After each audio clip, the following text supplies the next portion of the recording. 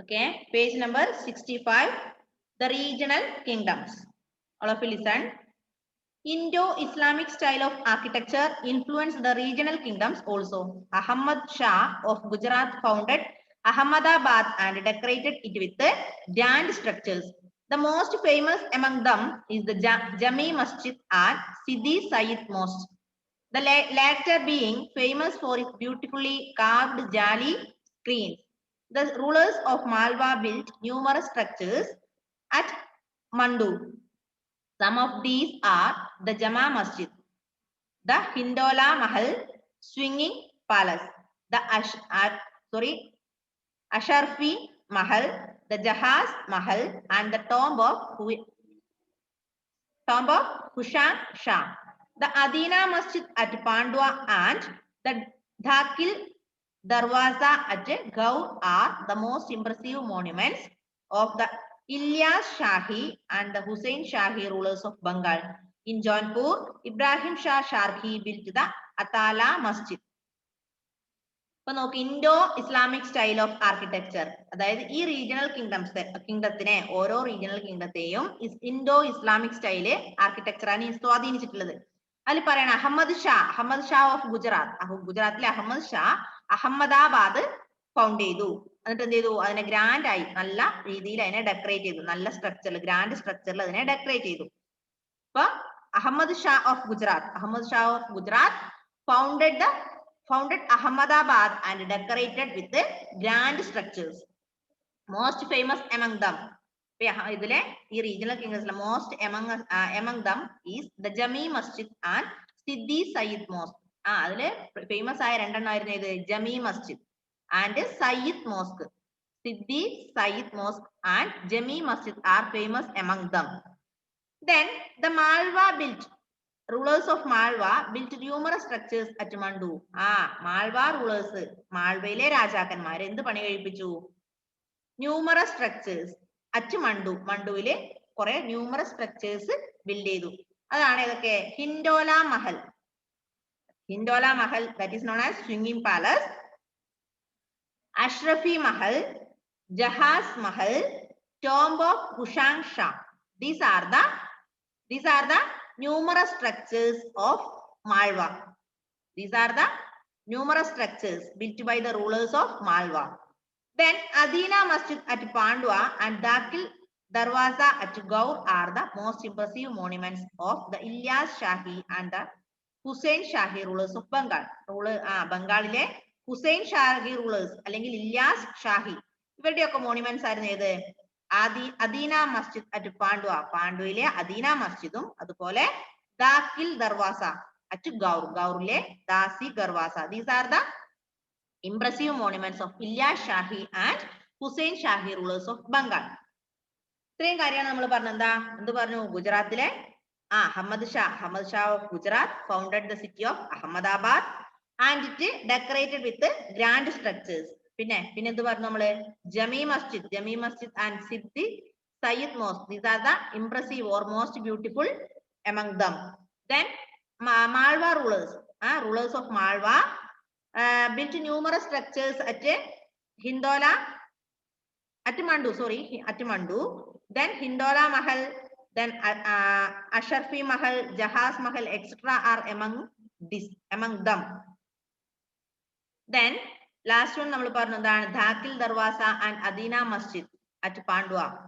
Adina Masjid at Pandua and Dakil Darwaza at Gaur are the most impressive monuments of the Ilyas Shahi and Hussein Shahi rulers of Bengal. പിന്നെ in ജോൺപൂരിലെ Ibrahim Shah Sharqi built the Atala Masjid. ഇപ്പൊ ജോൺപൂരിലെ ഇബ്രാഹിം ഷാ ഷാർഖി എന്ത് പണി കഴിപ്പിച്ചു? അതാല മസ്ജിദ് പണി കഴിപ്പിച്ചു. ഇത് നന്നായി വായിക്കാൻ, ഞാൻ എത്ര പ്രാവശ്യം റിപ്പീറ്റ് ചെയ്താലും നിങ്ങളുടെ മനസ്സിൽ നിൽക്കില്ല. നിങ്ങൾ വായിച്ച് തന്നെ അത് തറവാക്കണം. മനസ്സിലായില്ലേ? ഞാൻ ഇനി ഒരു 10 പ്രാവശ്യം ഇപ്പൊ റിപ്പീറ്റ് ചെയ്ത പോലെ 10 പ്രാവശ്യം റിപ്പീറ്റ് ചെയ്താലും നിങ്ങളുടെ മനസ്സിൽ നിൽക്കില്ല. നിങ്ങൾ എന്താ ഒരു 3-4 പ്രാവശ്യം വായിച്ച് തന്നെ അതിന്റെ സ്പെല്ലിംഗ് പഠിച്ച് ഓരോരാളുടെയും പേരും അതുമായി റിലേറ്റഡ് കാര്യങ്ങളും പഠിക്കുക കേട്ടോ. Next one, Rajput kingdoms.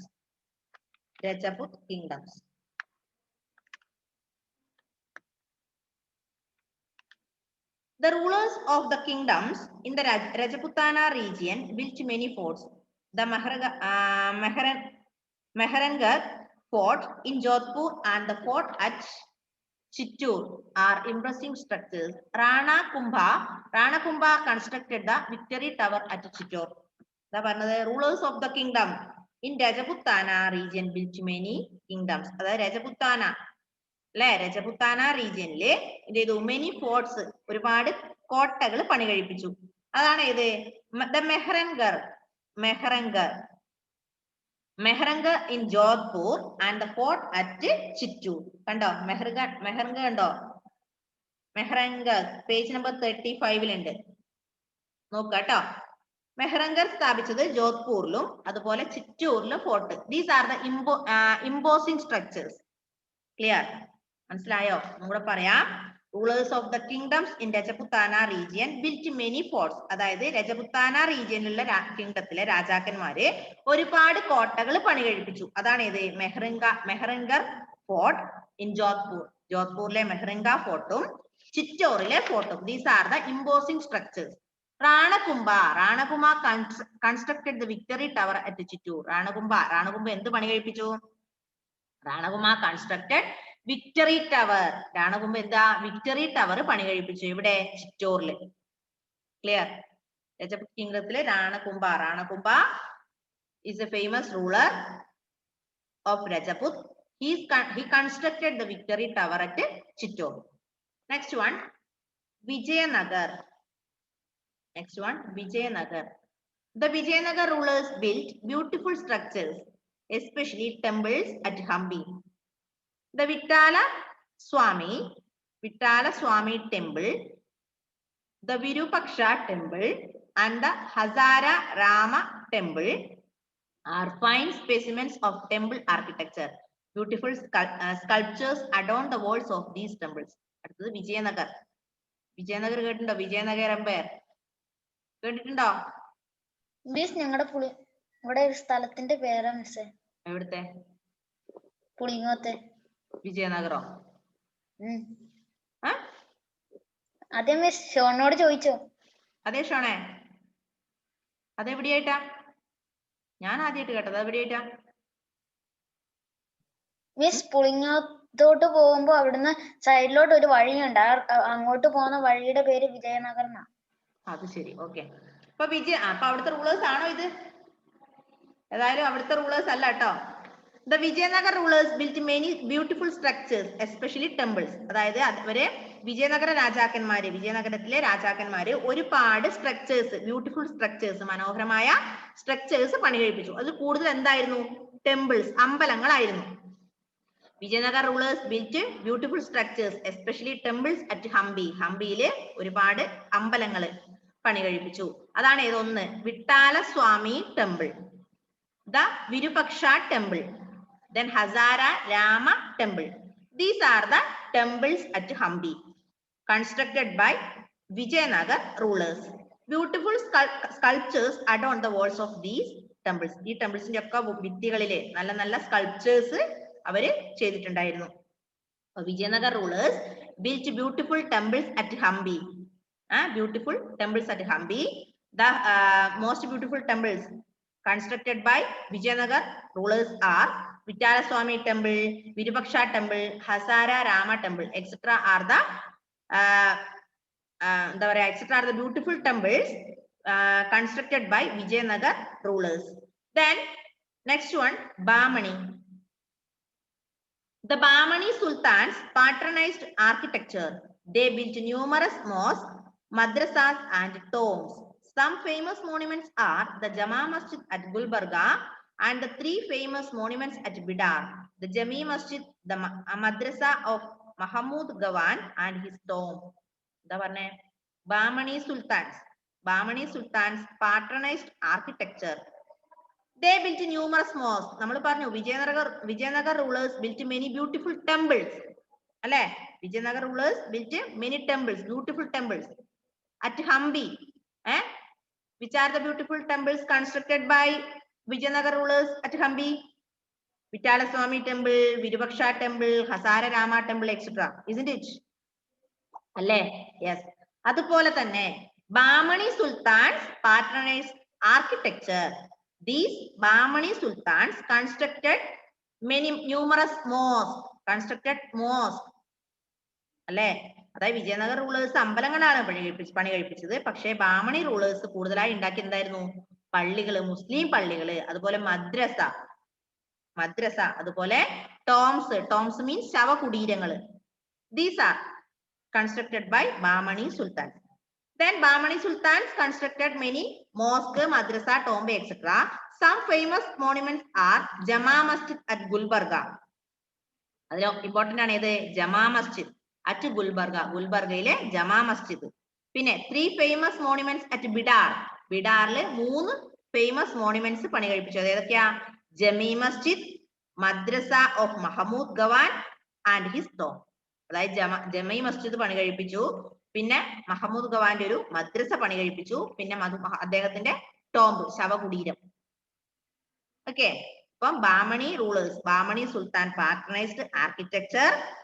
These Bahmani sultans constructed many mosques, madrasa and tombs.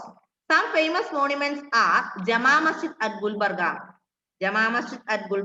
and 3 other famous monuments. 3 other famous monuments at Bidar. 3 famous monuments are Jama Masjid, Madrasa of Mahmud Gawan and his tomb. Mahmud Gawan's madrasayum, അതുപോലെ അദ്ദേഹത്തിന്റെ ടോംബും. Then next one, successors of Bahmanis. Listen.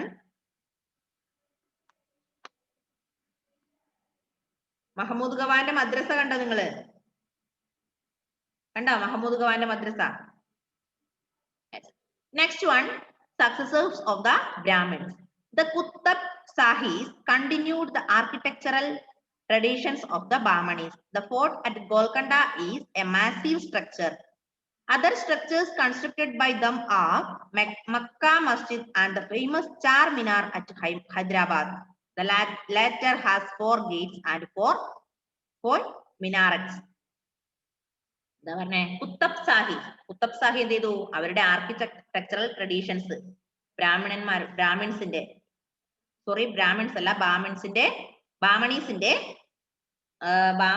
Architecture traditions ആര് follow ചെയ്തു? Qutub ഷാഹീസ് continue ചെയ്തു. The fort at Golconda is a massive structure. Golconda fort, that is massive structure. Can you see the picture of Golconda fort in this page? Yes. Other structures constructed by them are മറ്റുള്ളത് Golconda fort ആര് പണി കഴിപ്പിച്ചു? ബാമണീസ് പണി കഴിപ്പിച്ചു. അതോടൊപ്പം മറ്റുള്ള കുറെ കാര്യങ്ങൾ പണി കഴിപ്പിച്ചു. കുറെ other structures constructed by them are Makkah Masjid, പിന്നെ famous Char Minar at ഹൈദരാബാദിലെ ചാർ മിനാർ. പിന്നെ എന്താ പറഞ്ഞത്? later has 4 gates and 4 minarets. അപ്പൊ നമ്മൾ പറഞ്ഞു Qutub ഷാഹീസ് continued the architectural traditions of Bahmanis. The fort of Golconda fort constructed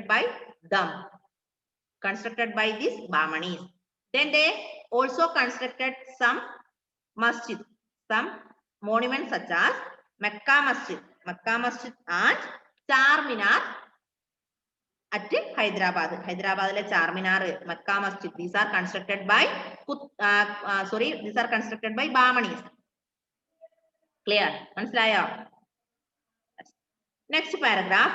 Adil Sahib also built numerous monuments. Among the famous ones are the Ibrahim Rauza and Gol Gumbaz.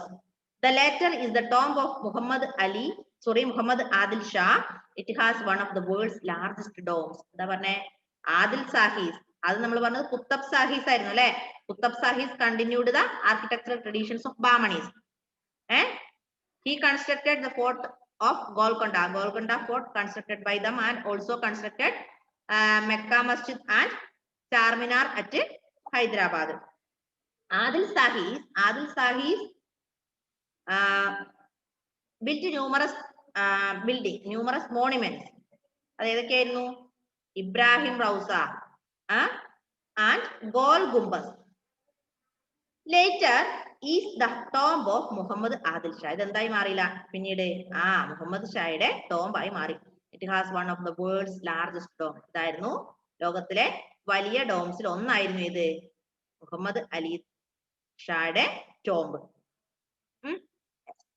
Next one Mughal period. നന്നായി text വായിക്കണേ. നിങ്ങൾ കഴിവത് ഇതിൽ one words പഠിക്കാം മക്കളെ. അതായത് long answer പഠിക്കുന്ന long answers ഒന്ന് വായിച്ച് മനസ്സിലാക്കുക. വൺ വേർഡ്സ് പരമാവധി പഠിക്കുക. കാരണം നമുക്ക് എക്സാമിന് കൂടുതലും വൺ വേർഡ്സ് ആണ്. ഓൺലൈൻ എക്സാം ആണ് അല്ലേ? അപ്പൊ വൺ വേർഡ്സ് ആണ് കൂടുതൽ. Match the following, true or false, fill in the blanks, tick the correct answer. These are the important questions. Okay. അപ്പൊ കൂടുതൽ വലിയ വലിയ ആൻസേഴ്സ് ബൈ ഹാർട്ട് പഠിക്കുന്നതിനേക്കാൾ കൂടുതൽ ടെക്സ്റ്റ് നന്നായി വായിച്ചത് പരമാവധി വൺ വേർഡ്സ് പഠിക്കുക. Okay. Next one Mughal period.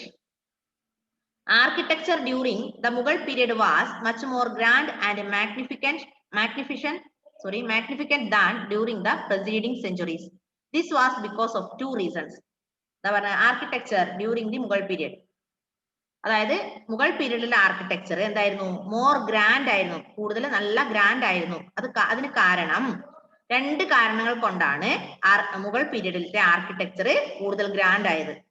അപ്പൊ മുഗൾ പീരീഡ് ആർക്കിടെക്ചർ ഗ്രാൻഡ് ആവാനുള്ള രണ്ട് കാരണങ്ങൾ പറയുന്നുണ്ട്. Two important reasons of the architecture during the Mughal period was much more grand. First one, there was stability in the empire which enabled the emperors to pay attention to architecture. Second, the Mughals had more funds at their disposal to spend on monuments. ഈ രണ്ട് കാരണങ്ങൾ കൊണ്ടാണ് മുഗൾ പീരീഡിലെ architecture കൂടുതൽ grand ആയത്. ഒന്ന്, there was a stability in the empire, എംപയറിലുള്ള stability.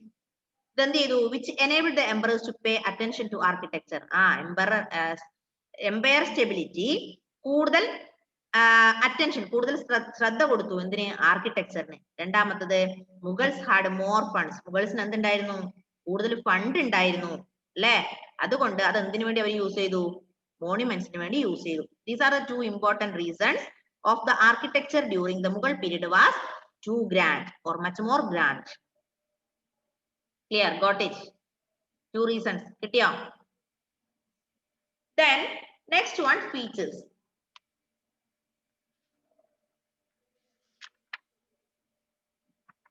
ഒരു പീരീഡും കൂടി ഇല്ല മക്കളെ. The arch and the dome continued to be used. Full domes became very common. Domes began to be placed on stone platforms enclosed in geometrical gardens with running water. This was the Chahar Bagh pattern. Some tombs and mosques had minarets. Red sandstone and white marble were used for construction. Most constructors were decorated with the geometrical designs. Quranic verses were also engraved on some. In a few buildings, jalis or trellis work was done. Arch and dome continued to be used. Archum dome continue ചെയ്യാൻ തുടങ്ങി. Full domes became very common. Full domes became very common. പിന്നെന്താ അതിൽ പറയുന്നത്? Tombs began to be placed on stone platforms. Tombs അതായത് നമ്മുടെ കുടീരങ്ങള് എന്താക്കാൻ തുടങ്ങി? Placed on stone platform. Stone പ്ലാറ്റ്ഫോമിൽ ഉണ്ടാക്കാൻ തുടങ്ങി എന്ത്? ടോംസ്. പിന്നെ പറയാം, this was the char bag pattern. Some tombs and mosques had minarets. Red sandstone and white marbles were used for construction. ഇങ്ങനെയുള്ള എല്ലാ ബിൽഡിങ്സിനും അല്ല എല്ലാ മോണുമെന്റ്സിനും അവർ എന്ത് യൂസ് ചെയ്യാൻ തുടങ്ങി? വൈറ്റ് മാർബിൾ അല്ലെങ്കിൽ റെഡ് സാൻഡ്സ്റ്റോൺ. റെഡ് സാൻഡ്സ്റ്റോണും വൈറ്റ് മാർബിളും ഉപയോഗിച്ചാണ് അവര് അന്നത്തെ മോണുമെന്റ്സ് ഒക്കെ കൂടുതലും ബിൽഡ് ചെയ്തിട്ടുള്ളത്. ഇത്രയും കാര്യമുള്ളൂ. Arch and dome continued to be used. പിന്നെ full domes became very common. പിന്നെ tombs began to be placed on stone platforms. പിന്നെന്താ പറഞ്ഞത്? red sandstone and white marbles are used to construct monuments. Okay. Next one, Babur.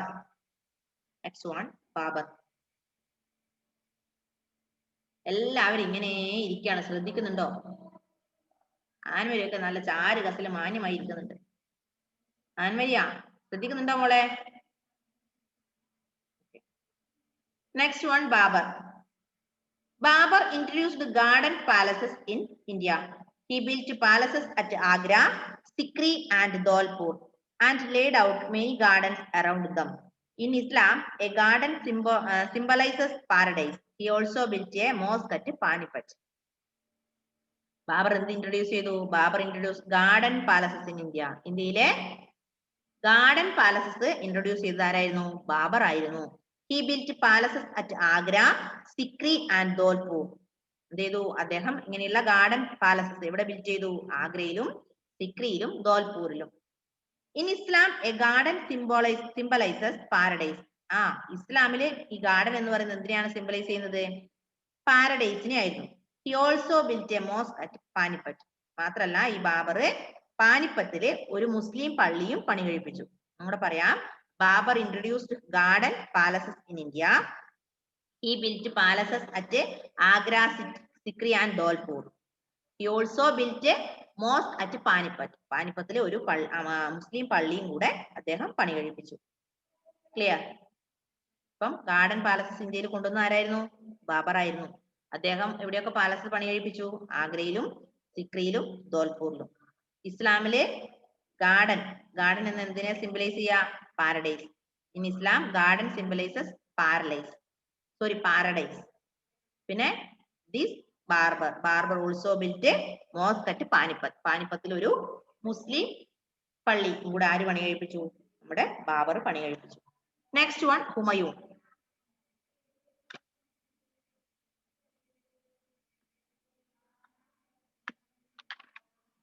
Humayun did not build many structures. His tomb in Delhi was built by his widow Hamida Banu Begum during the reign of Akbar. എന്താ പറഞ്ഞേ? ഹുമയൂൺ കാര്യമായിട്ട് എന്താ structures ഒന്നും പണി കഴിപ്പിച്ചിട്ടില്ല. അദ്ദേഹത്തിന് പ്രത്യേകിച്ച് building ഒന്നും അദ്ദേഹം പണി കഴിപ്പിച്ചിട്ടില്ല. അദ്ദേഹത്തിന്റെ ഭാര്യ, അദ്ദേഹത്തിന്റെ പത്നി, വിഡോ മീൻസ് വിധവ, അദ്ദേഹം മരിച്ചതിന് ശേഷം അദ്ദേഹത്തിന്റെ ഭാര്യ Hameeda Banu Begum. Who is the wife of Humayun? Hamida Banu Begum. Hamida Banu Begum built the tomb in Delhi. മനസ്സിലായോ? അപ്പൊ ഹുമയൂണിന്റെ ടോംബ്, ഹുമയൂണിന്റെ ശവകുടീരം ഡൽഹിയിൽ സ്ഥാപിച്ച അദ്ദേഹത്തിന്റെ ഭാര്യയായിരുന്നു. ഭാര്യയുടെ പേര് ഹമീദ ബാനു ബീഗമാണ്. During the reign of Akbar. അക്ബറിന്റെ ഭരണകാലത്ത് ഡൽഹിയിൽ ഹുമയൂണിന്റെ ശവകുടീരം പണി കഴിപ്പിച്ചു. ഹുമയൂണിന്റെ ശവകുടീരം ഡൽഹിയിൽ പണി കഴിപ്പിച്ച ആരായിരുന്നു?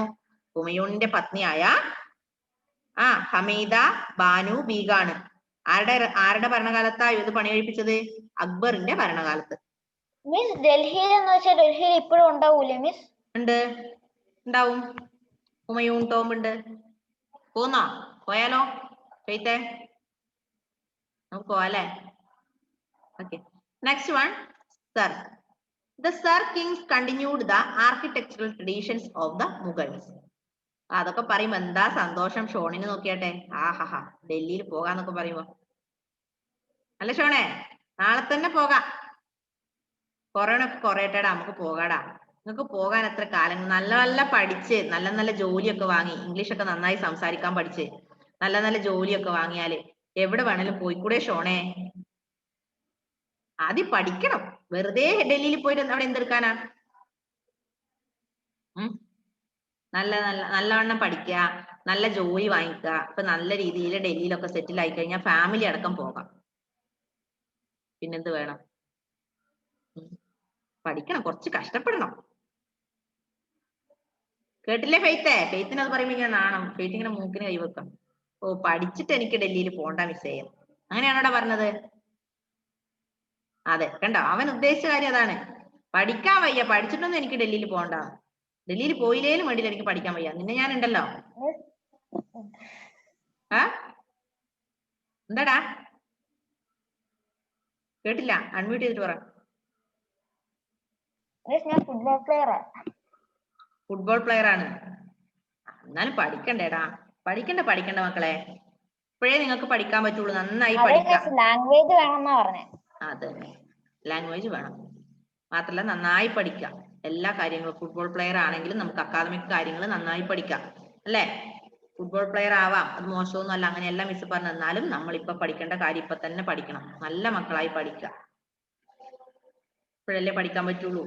നമ്മളൊരു കാര്യം വിചാരിച്ചു നോക്കിയാൽ, നിങ്ങൾക്ക് ഒരു 10 രൂപ കിട്ടിക്കഴിഞ്ഞാൽ അത് നിങ്ങൾ ഷോണി ചിലപ്പോൾ വായ്പ വയ്ക്കും. എടാ ഫീത്ത് ഒരു 5 രൂപ തന്നേ, ലാൻമരി വയ്ക്കടാ ഒരു 5 രൂപ തന്നേ. പക്ഷേ നമുക്ക് പഠിച്ച കാര്യം നമ്മൾ ഒരിക്കലും ആർക്കും കൊടുക്കണ്ട, നമുക്ക് സ്വന്തമാണ്. അല്ലേ? നമുക്കൊരു ഭക്ഷണം കിട്ടിക്കഴിഞ്ഞാൽ ഷെയർ ചെയ്യാം, അത് നേർപകുതി കൊടുക്കാം. ക്യാഷ് കിട്ടിക്കഴിഞ്ഞാൽ നേർപകുതി കൊടുക്കാം. പക്ഷെ നമുക്ക് ഉള്ള അറിവ് എപ്പോഴും നമുക്ക് സ്വന്തമാണ്. നമ്മൾ പഠിച്ച് നന്നായി പഠിച്ച് നമ്മൾ നേടിയ അറിവ്, നമ്മൾ നേടിയ ഒരു സർട്ടിഫിക്കറ്റ് നമുക്ക് മാത്രമേ അത് യൂസ് ചെയ്യാൻ പറ്റുള്ളൂ. അല്ലേ? നിങ്ങൾ നന്നായി പഠിച്ച് നിങ്ങൾക്ക് ഒരു സർട്ടിഫിക്കറ്റ് കിട്ടിക്കഴിഞ്ഞാൽ അത് ഷോണിന് കിട്ടിക്കഴിഞ്ഞാൽ ആൻമരിക്ക് യൂസ് ചെയ്യാൻ പറ്റുമോ? ഇല്ല. ആൻമരിക്ക് കിട്ടിയ സർട്ടിഫിക്കറ്റ് ഫെയ്ത്തിന് യൂസ് ചെയ്യാൻ പറ്റുമോ? ഇല്ല. അപ്പൊ നമുക്ക് നമ്മൾ പഠിച്ചിട്ടുള്ള നമ്മൾ നേടിയ ആ അറിവ് നമുക്ക് സ്വന്തമാണ്. അല്ലേ? നമുക്ക് ആർക്ക് ഷെയർ ചെയ്യാം. അപ്പൊ നമുക്ക് ആകെ ഇപ്പൊ ഈ സമയത്ത് നമുക്ക് നേടാൻ പറ്റുന്ന അത്രയേ ഉള്ളൂ. നമുക്ക് പരമാവധി എഡ്യൂക്കേഷൻ.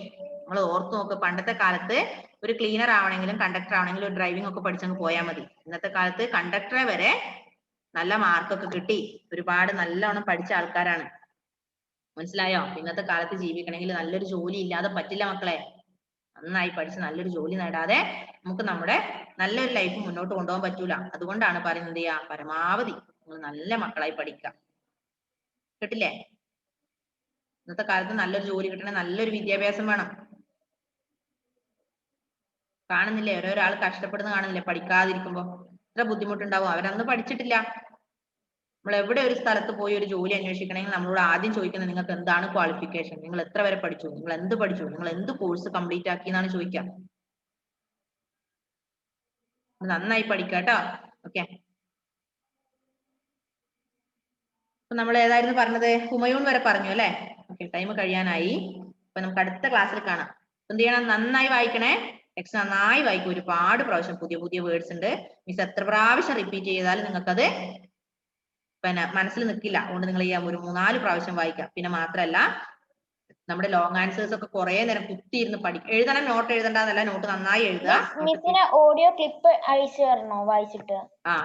വായിച്ചിട്ട് അയച്ചാ. അപ്പൊ അതല്ല, നോട്ട് നിങ്ങൾ കംപ്ലീറ്റ് ആക്കുക. നിങ്ങളുടെ കറക്റ്റ് നോട്ട് കംപ്ലീറ്റ് ആക്കുക. കാരണം ടീച്ചേഴ്സ് എപ്പോഴാ വിസിറ്റ് എന്ന് പറയാൻ പറ്റില്ല. നിങ്ങളെ അറിയിച്ചിട്ടായിരിക്കില്ല വരുന്നത്. അപ്പം നോട്ട് കംപ്ലീറ്റ് ആക്കുക. ഇപ്പം നോട്ട് കംപ്ലീറ്റ് ആക്കുക. പിന്നെന്താ? നന്നായി പഠിക്കുക. പിന്നെ കൂടുതൽ വൺ വേർഡ്സ് തന്നെ, ഓരോന്നും വൺ വേർഡ് എന്താണ് അതെന്ന് മനസ്സിലാക്കി തന്നെ പഠിക്കാം. Okay, bye bye, see you in the next class.